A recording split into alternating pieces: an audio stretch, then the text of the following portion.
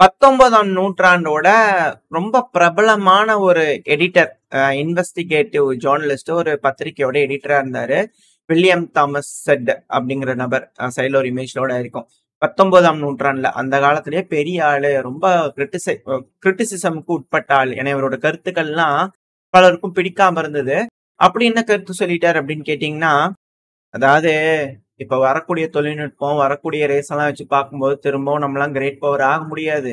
அதனால எல்லாம் ஒண்ணு மண்ணா பழகுறதுக்கு பார்க்கலாமாப்பா. அமெரிக்காவோட சேர்ந்து ஒரு மாநிலமா மாறிக்கலாம். அதுக்கான வழிய பாருங்க. இதுக்கு மேல எல்லாம் நம்ம எங்கேயும் போய் நம்பர் 1லாம் ஆக முடியாது. ஃபர்ஸ்ட் எல்லாம் ஆக முடியாது. ரியாலிட்டிய புரிஞ்சுக்கிட்டு அதுக்கேத்த மாதிரி பண்ணுங்க அப்படிங்கிறது போல அந்த காலகட்டத்துல எப்போ 19ஆம் நூற்றாண்டோட தொடக்கத்திலேயே வந்து பாத்தீங்கன்னா கணிச்சு சொல்லிட்டாரு. இப்பேற்பட்ட ஆளு. இப்ப அத மீண்டும் வந்து பாத்தீங்கன்னா பிரிட்டனோட டெலகிராஃப் இது போல மீடியாக்கள்லாம் இருப்பாங்க இல்லையா, அவங்கள எடுத்து வந்துட்டாங்க. கனடாவை சேர்த்துறீங்களோ இல்லையோ, முதல்ல எங்களை சேர்த்துங்க. இந்த பிரெக்சிட் ஆனதுதான். ப்ராப்பரா எல்லாத்தையும் தள்ளி விட்டுட்டு வாங்கப்பா, போய் நம்ம அமெரிக்காவோட 51வது மாநிலமா சேர்ந்துக்கலாம் அப்படிங்கிறது போல சமிக்கைகள் வர ஆரம்பிச்சிருக்கு. ஏன்னா இந்த அளவுக்கு மூழ்கி போச்சு, குடி மூழ்கி போச்சு. அதனால போய் அங்க சேர்ந்துக்கலாம் அப்படிங்கிறது போல முடிவு எடுத்திருக்காங்க. இது என்னங்க ஒரே நாடுதான் இருக்குமா அமெரிக்கா அப்படிங்கிறது போல இருக்கு. அவங்கதான் சொல்றாங்களா ஒன் நேஷன் அப்படிங்கிற சொல்றாங்களா. சோ எல்லாத்தையும் இணைச்சு கிரீன்லாண்டு மட்டும் ஏன் எங்களையும் சேர்த்திக்குங்க அப்படின்னு பிரிட்டன் போய் சேர்ந்துக்குவாங்களா அப்படிங்கிறது போல எண்ணங்கள் ஏற்பட்டிருக்கு பலருக்கும். சோ பாப்போம் என்ன நடக்க போகுது அப்படின்னு. பிரிட்டன் மனசு உடைஞ்சு போயிட்டாங்க. உடையாதீங்க. உங்களை அப்புறம் எப்படிங்க, நீங்க வந்து 300 வருஷம் எல்லாத்தையும் ஆண்டுக்கிறீங்க, அப்ப உங்களை வந்து யாரும் ஆள வேணாமா அப்படிங்கிற சில அனலிஸ்டர் வந்து ஆத்திரங்கள் இருக்கு. அப்படி என்னங்க போய் அமெரிக்காவோட இணைறீங்க, தனியாவே இருங்க, சிலர் வந்து உங்களை ஆண்டு பார்க்கலாம் அப்படிங்கிறது போல சிலர் அனலிஸ்ட் வந்து கருத்துக்கள் இருக்கு. ஸோ பொறுத்து வந்து பார்ப்போம் அமெரிக்கா பிரிட்டனை இணைச்சுக்குவாங்களா அப்படிங்கிற எதிர்பார்ப்புகள். 2025ல பல்வேறு விஷயங்கள் நடக்கும் போல இருக்கு. எதிர்பாராததை எதிர்பாருங்கள் அப்படிங்கிற நம்மளும் பல விஷயங்களை எதிர்பார்த்து காத்துக்கிட்டு இருக்கலாம். அடுத்தது அப்படியே இந்த ரஷ்யா உக்ரைன் பிரச்சனைக்கு வந்துடலாம். இந்த கிரீமியா பகுதியில வந்து பாத்தீங்கன்னா இந்த கிரீமியா பிரிட்ஜ்ல சபட்டாஜ் வேலை நடந்துரும், அதுவும் உக்ரைனோட நேவல் ட்ரோன்கள்லாம் வந்துரும்ட்டு லேயர் டிஃபென்ஸ் லேயர்லாம் வந்து பாத்தீங்கன்னா ரஷ்ய தரப்பு வந்து போட்டு வச்சிருந்தாங்க அந்த கிரெச் பிரிட்ஜ்ல. ஏன்னா ஆல்ரெடி இது போல ஒரு ட்ரோன் போய் அடிச்சிருந்தது. ஸோ அது போல திரும்பவும் நடக்கூடாதுன்றதுக்காக அதோட டிஃபென்ஸ்க்காக நிறைய போட்டிருந்தாங்க. அந்த இடத்துலன்னு பார்த்து ஸ்ட்ராம் வந்ததுனால அந்த டிஃபென்ஸ் லேயர்லாம் வந்து பாத்தீங்கன்னா அந்த சூறாவளியில சிக்கி கொஞ்சம் கொஞ்சமா மூழ்கி போயிடுச்சு. இப்ப அதுதான் வந்து பாத்தீங்கன்னா பல ஆயில் கண்டெய்னர்களுக்கு அந்த பக்கத்துல வந்துட்டு போயிட்டு இருக்கு இல்லையா, ரஷ்யாவோட கார்கோ ஷிப்பு, அதுக்கு இன்னல்களை உருவாக்கிட்டு இருக்கு அப்படிங்கிறது போல மேற்கோட சேட்டலைட்கெல்லாம் முஞ்சுக்கிட்டே இருக்கும்ல ஈயாட்ட, அப்படி முஞ்சிட்டு இருக்கும்போது அந்த கிரீமியாவோட பிரிட்ஜை வந்து எடுத்திருக்கிறாங்க. என்னமோ பாக்குறாங்க இவங்களுக்கு, என்ன ஆன வரைக்கும் ட்ரை பண்ணி பாத்துட்டாங்க. அந்த பிரிட்ஜை இப்ப வரைக்கும் அடிக்க முடியல. இதுதான் ரஷ்யாவோட டிஃபென்ஸ் கேப்பபிலிட்டியா இருந்தது. அந்த பிரிட்ஜை அடிச்சே ஆகணும், புட்டின் அவர்களோட இமேஜை உடைச்சே ஆகணும் அப்படிங்கிற அமெரிக்கா முடிவு எடுத்துட்டு இருக்காங்க கங்கணம் கட்டிட்டு. ஸோ பொறுத்து இருந்து பார்ப்போம் இந்த பிரிட்ஜை எவ்வளவு சீக்கிரத்தில் உடைக்கிறாங்களா இல்ல உடைக்க முடியாமையே போயிருதா, வரலாறுல எப்படி எழுதப்படுது அப்படிங்கிற பொறுத்து இருந்து பார்த்துடலாம். ஏன்னா பல அட்டெம்ப்ட் அடிச்சாங்க, ஒரு அட்டெம்ப்ட் சக்சஸ் ஆகல. ஃபுல்லா முடியல, இந்த பிரிட்ஜை உடச்சு தரமட்டமாக்குறதுக்கு முடியல. உக்ரைனு கங்கணம் கட்டிட்டு தான் இருந்தாங்க. ஸோ பாப்போம் என்ன நடக்க போகுதுன்ட்டு. இப்போ இது போல ஷிப் எல்லாம் வந்து பாத்தீங்கன்னா சமீபத்தில் இந்த கருங்கடல்ல மூழ்கிச்சு இல்லையா, இதனால அந்த நாட்டோட எமர்ஜென்சி ஃபண்ட்ல வச்சிருப்பாங்களா, சோ அதை வந்து இதுக்கு அலோகேட் பண்ணி அந்த ஆயில் எல்லாம் கடல்ல ஸ்பிரிட் ஆயிருந்தது இல்லையா, அதை வந்து கிளியர் பண்ணக்கூடிய பணிகள் இறங்கியிருக்காங்க. இக்கட்டான சூழ்நிலை, ஒரு நாடு வந்து போர்ல இருக்கக்கூடிய இந்த சமயத்துல இது போல ஒரு இன்னல்கள் துயரங்கள் வந்தது அப்படின்னா மேலும் மேலும் எக்கனாமிக்கா ரஷ்யாவுக்கு வந்து அது பாதிப்பை ஏற்படுத்தும். ஏன்னா ஆயுதங்கள் தயாரிக்கலாம், வேற எதுக்காவது ஒரு ஃபண்டிங் வச்சிருப்பாங்க. இது போல ஒரு இயற்கை பேரழிவு அப்படிங்கிற ஒரு பேர்ல ஏதோ ஒன்று நடந்துருச்சுன்னா சிக்கல் தானே. ரெண்டாவது ஆயில்லாம் வந்து இந்த இடத்துல ஸ்பில் ஆயிருக்கிறதுனால ஒருவேளை ட்ரோன்களை தாக்கி அட்டாக் பண்றாங்கன்னு வச்சுக்கோங்களேன், அந்த கடலோர பகுதிகள் எல்லாமே தீப்பிடிக்கிறதுக்கு அதிகமான வாய்ப்புகள் இருக்கு. ஸோ அது மேலும் மேலும் ரஷ்யாவுக்கு இக்கட்டான சூழ்நிலை தான் உருவாக்கும். அதை கூடிய சீக்கிரத்துல ரெடி பண்ணாங்கன்னா தான் ரஷ்யாவுக்கு ஓரளவுக்கு பரவாயில்லையா இருக்கும். இல்லைன்னா ரொம்ப ரொம்ப பிரச்சனை தான். அவங்க எப்படி ஓவர் கம் பண்ணி வராங்க அப்படிங்கறது பார்த்தலாம். ஒரு சைடு இப்படி இருக்கு, இன்னொரு பக்கம் தீவிரவாத தாக்குதல்கள். சமீபம்ல கொஞ்ச நாளே வந்து பாத்தீங்கன்னா ரஷ்யாக்குள்ள தீவிரவாத தாக்குதல்கள் அதிக அளவுல இருக்கு. இப்ப வந்து பாத்தீங்கன்னா ஐசிஸ் தீவிரவாதிகள் வந்து பாத்தீங்கன்னா நியூட்ரலைஸ் பண்ணிருக்கோம், நல்ல வேலை. இவங்க மட்டும் விட்டுருந்தோம்னா இந்த மால் அட்டாக் பண்ணாங்க இல்லையா, அதோட பெருசா அட்டாக் பண்ணிருப்பாங்க, கையில துப்பாக்கி எல்லாம் இருக்குன்னு சொல்லி ரஷ்யாவோட எஃப்எஸ்பி வந்து பாத்தீங்கன்னா பெருமளவுல ரைட் அடிச்சு சில தீவிரவாதிகளை நியூட்ரலைஸ் பண்ணிக்கிறாங்க. அது மட்டும் இல்லாம இன்னொரு அமெரிக்கன் சிட்டிசனை வந்து பாத்தீங்கன்னா பிடிச்சிருக்கிறாங்க, கோர்ட்ல நிப்பாட்டிக்கிறாங்க. இவருக்கு வந்து பாத்தீங்கன்னா 15 வருஷம் சிறை தண்டனை அப்படிங்கிற சொல்லிக்கிறாங்க. ஆல்ரெடி இப்படித்தான் ரஷ்யா அமெரிக்காவோட ஒரு ஜேர்னலிஸ்ட பிடிச்சு வச்சிருந்தாங்க. அது மிக பெரும் பேசு பொருளா இருந்தது, உளவு வேலை பார்த்துட்டாங்கன்னு. இப்ப அமெரிக்காவோட இன்னொரு சிட்டிசனை உளவு வேலை பாக்குறாங்க அப்படிங்கிற பிடிச்சு வச்சிருக்காங்க இல்லையா.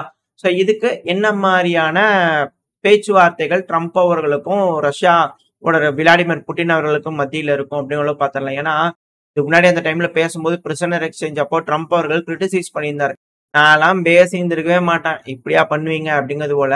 சோ இப்போ ட்ரம்ப் அவர்கள் வருவாரு, அதே போல ஒரு சூழல் உருவாயிருக்குது. சோ என்ன பண்றாரு அப்படிங்கிறத பாத்திரலாம். அடுத்தது களத்துக்கு தேவைப்படக்கூடிய ஆயுதங்கள். இது நம்ம நவம்பர் மாசம் அதுக்கு முன்னாடி இருந்தே பார்த்துருக்கோம். செப்டம்பர், அக்டோபர், நவம்பர் இந்த டைம்ல இருந்து பார்த்துட்டு இருக்கோம்.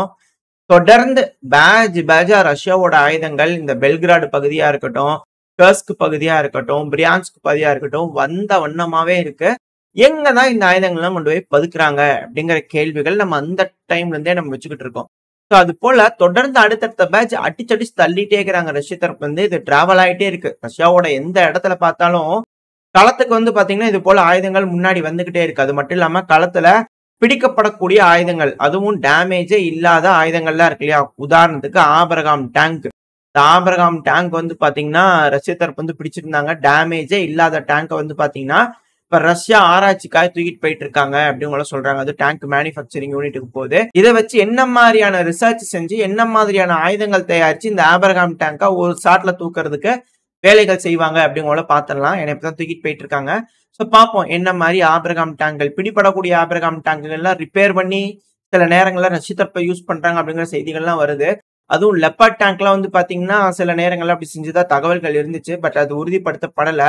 இப்ப இந்த ஆபிரகாம் டேங்க் கொண்டு போயிட்டு இருக்காங்க, பொறுத்து வந்து பார்ப்போம். அப்புறம் இந்த லெப்பர்ட் டேங்க்ன்றதுனால இன்னொரு செய்தி, ஜெர்மனி சத்தியம் பண்ணியிருந்தாங்களே, ஒரு வழியா கொடுத்துட்டாங்கப்பா சாமி. அவங்க கிட்ட இருந்து லெப்பர்ட் டேங்க் வாங்குறதுக்குள்ள உக்ரைன் பட்ட கஷ்டம் இருக்கே அப்படிங்கிறது போல அந்த டிட்டோல வந்து பாத்தீங்கன்னா அந்த செய்தியோட டைட்டிலே இருந்தது. அதாவது 2 வருஷம் ஆயிருக்குங்க ஜெர்மனிக்கு 58 டேங்க் உக்ரைனுக்கு கொடுக்கறதுக்கு அப்படின்னு சொல்லிக்கிறாங்க. சோ ஒரு லார்ஜ் பேங்க் ஆஃப் டேங்க் வந்து பாத்தீங்கன்னா இது கூட இன்னும் பழைய காலத்து டேங்க் எல்லாம் கொடுத்தா சொல்லப்பட்டு வருது. சில பல Abraham tank, British challenger tank எல்லாம் வரும் அப்படின்னு சொல்லப்பட்டு வருது. ஸோ ஒரு லார்ஜ் பேட்ச் வந்து பாத்தீங்கன்னா உக்ரைனுக்கு டெலிவரி ஆக போகுது அப்படிங்கிற மாற்று கருத்துல நம்ம முன்னாடியே சொன்ன மாதிரி ஒரு சீசனுக்கும் ஒரு பகுதிக்கு தேவைப்படக்கூடிய டேங்குகளை அலோகேட் பண்ணிக்குது, அந்தந்த டைம்ல கொடுக்குறாங்க மேற்கு உக்ரைனுக்கு அப்படிங்கிற புரிஞ்சுக்க முடியுது. ஸோ இப்ப டெலிவரி ஆகுது அப்படின்னா மேபி பேட்டில் ஆஃப் பக்ரோஸ்க்காக இது போல டேங்குகளை அலோகேட் பண்றாங்களா அப்படிங்கிறது போல ஒரு யோசனைகள் இருக்கு. ஸோ பொறுத்து வந்து பாப்பா என்ன நடக்க போகுது அப்படிங்கிறது போல. அது கன்ஃபார்ம். ஸோ அதிகமான டேங்கல் வருதுன்னா கன்ஃபார்ம். ஸோ புரிஞ்சுக்க முடியுது இல்லையா. இப்போ அடுத்தது வந்து பாத்தீங்கன்னா உக்ரைனோட ஊழல்கள் பாக்குறதா சொல்லியிருந்தோம் இல்லையா. ஸோ அதோட லைனப்ல லைனா நிக்குது. ஸோ லைனா பார்க்க ஆரம்பிச்சிடலாம். முதல்ல உக்ரைனோட வீரர்கள் இப்ப டிசிசி எம்ப்ளாய் எல்லாம் பிடிக்கிறாங்க இல்லையா, சைட்ல வீடியோ பதிவுகளோட இருக்கும். பஸ்ன்னு பாக்குறது இல்ல, எந்த இடம்னு பாக்குறது இல்ல, எல்லா பக்கம் வளைச்சு பிடிக்கலாம் அப்படின்னு பாக்குறது. சிலரை பிடிச்சிடுறாங்க, சிலர்லாம் run run run run run run அதை மேட்ச் பண்ணிக்கிட்டீங்கன்னா தெரிஞ்சிருக்கும் என்ன நடக்குது அப்படிங்கிறது போல. சிலர்லாம் பிடிக்கவே முடிய மாட்டேங்குது, எத்தனை தடவை அட்டம் பண்ணா தப்பிச்சு ஓடிடுறாங்க அப்படிங்கிறது போல குற்றச்சாட்டுகள் இருக்கு. ஜஸ்ட் மிஸ்ல தப்பிச்சிடுறாங்க. ஸோ லைன் அந்த மொபைலைசேஷன்ங்கிறது நடந்துகிட்டு தான் இருக்கு. இதுல ஆண்களை மட்டும்தான் மொபைலைஸ் பண்றாங்க அப்படிங்கிற வீடியோ பதிவுகள் வர்றதுனால அது மட்டும்தான் நடக்குது அப்படிங்கறது அர்த்தம் கிடையாது. நிறைய கிரே மேட்டர்ஸ் தான் இருக்கு, பிளாக் மேட்டர்ஸ் தான் இருக்கு. நம்ம அந்த ஒயிட் லைன்ல நின்றுட்டு போயறதுனால இதுதான் நடக்குது அப்படிங்கிற யோசிக்காதீங்க. இன்னும் பல விஷயங்கள் லீலைகள்லாம் நடந்துகிட்டு இருக்கு. ஸோ இப்போ அடுத்த செய்திகளுக்கு போக ஆரம்பிச்சு. ஸோ இது போல மொபைலைஸ் பண்றாங்க இல்லையா, இவங்களுக்கு ப்ராப்பரான ட்ரைனிங்கே தரது இல்லைங்க அப்படிங்கறத உக்ரைனோட கமாண்டர்ஸே வந்து பாத்தீங்கன்னா அக்செப்ட் பண்ணிக்கிறாங்க அப்படின்னு சொல்லப்பட்டு வருது. ஏன்னா பெருமளவுல தோல்வியை சந்திக்கிறாங்க. அந்த ஒரு காரணத்தினால ஆயுதங்களும் இல்லை, எதுவும் இல்லை. அந்த ஒரு காரணத்தினால அவங்க மேல குற்றச்சாட்டுகள் வைக்கும்போது அவங்க பதில் குற்றச்சாட்டுகள் வைக்கிறாங்களா இல்லையா. சோ இப்ப கமாண்டர்ஸே வந்து பாத்தீங்கன்னா ஆமாங்க ட்ரைனிங் தரல, சும்மா போரான ஆளுங்களை கொடுத்தாங்கன்னா நாங்க எப்படிங்க பேட்டில் வந்து நிப்பாட்டுறது ரஷ்யாக்கு எகெயின்ஸ்டா அப்படிங்கோல அவங்க தரப்பு வந்து மாறுறாங்க. அது போல ஏகப்பட்ட டெலகிராம் சேனல்லாம் குற்றச்சாட்டுகள் வந்துகிட்டு இருக்கு. அதெல்லாம் நம்ம சொன்னோம்னா தப்பா இருக்கும். அலெக்சாண்டர் சிர்ஸ்கி அவர்கள் உக்ரைனோட கமாண்டர் இன் சீஃப் இருக்கிறா இல்லையா, சோ அவரே உட்காந்து எல்லாத்தையும் தெளிவா பார்த்திருக்காரு. அதனால இதுக்கப்புறம் குவாலிட்டி ஆஃப் ட்ரைனிங் வந்து இன்க்ரீஸ் பண்றோம். பட் எது இருந்தாலும் 14 நாள் அது ஆகுங்க அந்த கரண்ட் பேட்டில் ஃபீல்ட வந்து அவங்க அண்டர்ஸ்டாண்ட் பண்ணி அதுக்கு அடாப்ட் ஆகிறதுக்கு அப்படிங்கிற சொல்லிக்கிறாரு. ஆனா இதுல இன்னொரு முக்கியமான விஷயம், இது வந்து உறுதிப்படுத்தப்பட்ட தகவல் இல்ல, ஒரு ஆவரேஜான ஒரு சோல்ஜரோட லைஃப் ஸ்பேனுங்கிறது 1 வாரம் தான் அப்படிங்கிற சொல்றாங்க. அப்போ எப்படி அப்படிங்கிறது புரியல. இது உறுதிப்படுத்தப்படாத தகவல்னால அது அப்படியே மேலோட்டமா சொல்லிட்டு கடந்து போயிடுறேன். ரொம்ப டீடைல்டா எக்ஸ்பிளைன் பண்ண வேணாம். இது போர் சூழல், எதுவா வேணா இருக்கலாம், ப்ரொபகேண்டாவா வேணா இருக்கலாம். அந்த ஒரு காரணத்தால சொல்ல வரேன். இழப்புகள் அதிகமா இருக்குன்னு ட்ரம்ப் அவர்கள் சொல்றாரு இல்லையா, சோ அதை கணக்கு போட்டு பாத்தீங்கன்னா உங்களுக்கே தெரியும். அதாவது லைஃப் ஸ்பேனுங்கிறது அவ்வளவுதான் இருப்பாங்க. ஒரு வீரரை நீங்க கொண்டு போய் களத்துல விட்டீங்கன்னா அவ்வளவுதான். இதே வேர்ல்டு வார் டைம் எல்லாம் கம்பேர் பண்ணா சில மணி நேரங்கள் தான், அதை கிராஸ் பண்றதே சிக்கல் அப்படின்னாங்க. அது மாதிரி கணக்கெல்லாம் இருக்கு அந்த கால்குலேஷன். ஸோ அதை பேஸ் பண்ணி சொல்ல வரேன். 14 நாள் இருக்கணும்னா எப்படி அப்படிங்கிற அவ்வளவு இருக்கு. சரி பரவாயில்ல, அதுவும் சிவிலியனா ட்ரெயின் பண்ணி கொண்டு வராங்க. சில வாரங்கள் தான் ட்ரைனிங் கிடைக்குது அவருக்கு. அதுலயும் போய் சில நாட்கள் ஆகும் அப்படின்னா 1 வாரம் தான் லைஃப் ஸ்பேன். எப்படி அப்படிங்கிற கேள்வி இருக்கு. இதுதான் இங்க இருக்கக்கூடிய பிரச்சனை. சரி இது கூட பரவாயில்லைங்க. ட்ரைனிங் வந்து புவரா கிடைக்குது, ஓகே. இப்போ சோல்ஜர்ஸ்லாம் வந்து பாத்தீங்கன்னா கொஞ்சம் சாப்பிட்டா தான், அதான் 50 கிராமாவது சாப்பிட்டா தான் தூக்கம் வருது அப்படிங்கிறது போல கமாண்டர்ஸ்லாம் தூக்கி உக்ரைனோட வீரர்கள் மேல குற்றச்சாட்டுகள் வச்சிருந்தாங்க இல்லையா? இப்போ உக்ரைனுக்கு வந்து பாத்தீங்கன்னா வீரர்களுக்கு தூங்குறதுக்கு அப்படின்னு சொல்லிட்டு ஸ்லீப்பிங் பேக் கொடுப்பாங்க. களத்துல ஃப்ரண்ட் லைன்ல ஏகப்பட்ட இன்னல்கள் சந்திச்சிருக்கக்கூடிய உக்ரைனோட வீரர்களுக்கு தூங்குறதுக்கு ஒரு ஸ்லீப்பிங் பேக் வேணும். இப்ப அந்த ஸ்லீப்பிங் பேக் தயாரிக்கக்கூடிய கம்பெனி வந்து பாத்தீங்கன்னா அதுலயும் ஊழல் பண்ணியிருக்காங்க. ப்ராப்பரான மெட்டீரியல் இல்ல. இப்ப இருக்கக்கூடிய தட்பவெட்ப சூழ்நிலைக்கு இது ஏத்த மாதிரியே செயல்பட மாட்டேங்குது.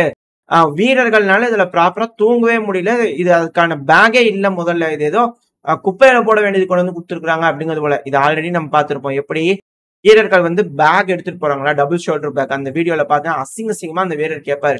ஆக்சுவலா ரஷ்ய வீரர்கள் வந்து அட்டாக் பண்ணிட்டு இருக்காங்க. எங்க பக்முட் பகுதியில ஃப்ரண்ட் லைனுக்கு போயிட்டு இருக்கணும். பேக்கை மாட்டிட்டு ஓடிட்டு இருக்கும்போது பேக் வந்து பிஞ்சிடும். ஸ்கூலுக்கு போகும்போது நம்மளாம் ஃபேஸ் பண்ணியிருப்போம். 90s கிட்ஸ் எல்லாம் வந்து பாத்தீங்கன்னா 2 ஷோல்டர் பேக், பெரிய ஹெவியான பேக் போட்டுப்போம். வந்து பிஞ்சு போயிடும். அப்ப அந்த பிஞ்சு போன பேக்கை நம்ம எப்படி எடுத்துட்டு போவோம்? இப்ப அந்த வீரர் வந்து ஆயுதம் வச்சிருப்பாரு, ஏகப்பட்ட விஷயம் இருக்காங்க, துணிமணி எடுத்துட்டு போறாங்க. பேக் கூட அந்த ஊழல் பண்ணிட்டு இருக்காங்க அப்படிங்கிற லைனா வீடியோக்கள் பார்த்திருப்போம். பேக்ல ஊழல், ஜாக்கெட்ல எப்படி ஊழல் பண்ணாங்க அப்படிங்கிறது பார்த்திருக்கோம். வெஸ்ட் அவங்க போடக்கூடிய பாதுகாப்பு ஆர்மர்ல ஊழல், எல்லா ஊழலும் பார்த்திருக்கோம். டிசைனா ரகரகமான ஊழல் பார்த்திருக்கோம்.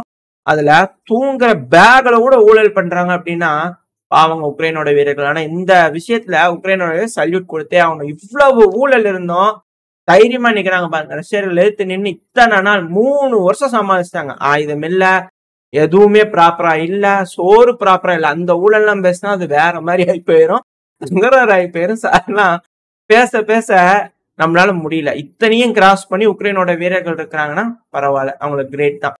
எல்லாத்துக்கும் மேல இந்த டிசிசி பிரிகேடு, இந்த ஒடசாவோட மிலிட்டரி கமிஷனர் நம்ம சொல்லியிருந்தோம் இல்லையா? இப்ப அவர் வந்து பாத்தீங்கன்னா 500 பில்லியனுக்கு மேல சொத்து சேர்த்து வச்சுக்கிறாரு. ஈரோல எல்லாம் பண்ணி வச்சுக்கிறாரு. ஸ்பெயின்ல வந்து செட்டில் ஆகலான்னு திட்டம் போட்டுருக்காரு இல்லையா? இப்ப கோர்ட்ல வந்து பாத்தீங்கன்னா 39 மில்லியனை கட்டுப்பா உனக்கு பெயில் கிடைக்கும் அப்படிங்கிற சொல்லிக்கிறாங்க. எதுக்கு முதல்ல இந்த ஆளுகளுக்கு எல்லாம் பெயில் தரணும் அப்படிங்கிறதே பெருங்கேள்விதான். மக்கள் மத்தியில எந்த அளவுக்கு தான் கொதிப்பு வெகுண்டு எழுந்திருப்பாங்க மக்கள். அதுவும் ராணுவ வீரர்களுக்கு எந்த அளவுக்கு தான் கோவம் வரும் நீங்களே யோசிச்சு பாருங்க. அதாவது என்ன பர்சன்டேஜ் கேக்குறீங்களா நீங்க? அவருக்கு 500 மில்லியன் ஈரோக்கு இது என்ன பர்சன்டேஜ் கூட வராது. இது என்னது இது கால்குலேஷன்ல கேக்குறீங்க அப்படின்னா அவரு கட்டிட்டு ரிலீஸ் ஆயிருந்துக்கிறாராமா. மக்கள் மத்தியில கோவப்படுறா, இல்ல வேற ஒரு கேஸ் போட்டு அவர் உள்ள வச்சாச்சுங்க அப்படின்னு சொல்றாங்க. வச்சிருப்பீங்களா நீங்களா அப்படிங்கிற கேள்விகள் இருக்கு. பட் இருந்தாலும் அது ஒரு சைட்ல ஊழல் போயிட்டு இருக்குது.